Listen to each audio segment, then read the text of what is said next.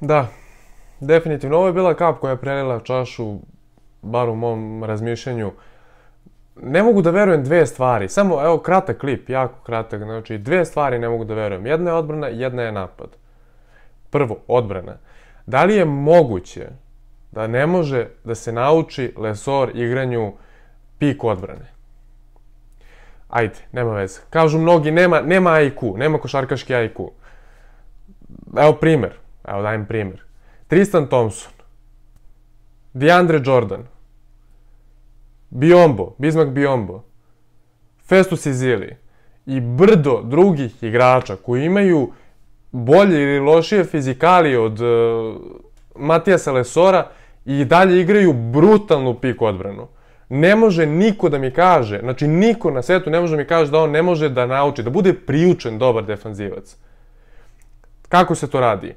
Na treningu loše odigrao odbranu, ajmo sad svi drugi igrači, molim vas idite kući, završili smo trening, ostaješ ti dok ne naučiš da igraš dobru pik odbranu. I još par igrača ako treba da se odradi taj drill do kraja. Ne može niko da me ubedi da Lesor ne može da nauči da igra pik odbranu, dobro.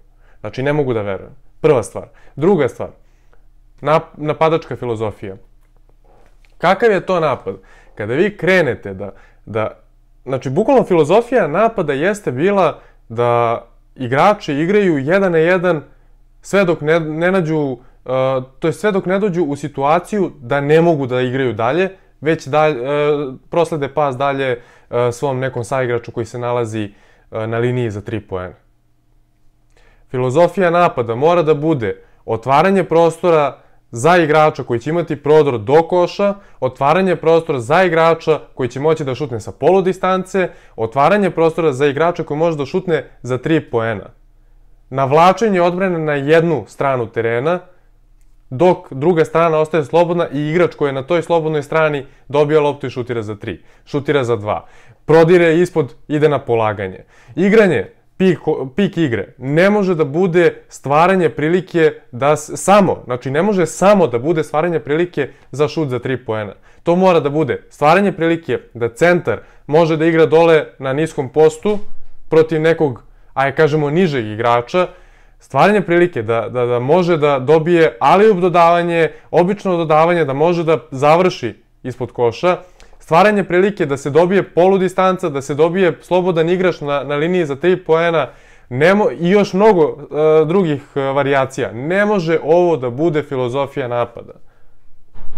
Znači, stvarno, bio sam, onako da kažem, dosta popustljiv, kapiram ja da treba vremena, da je ceo sistem nov, da su svi mladi, ali da je Radonjić tu, evo, primer, da je Radonjić tu, ova Zvezda bi sada, znači, kidala.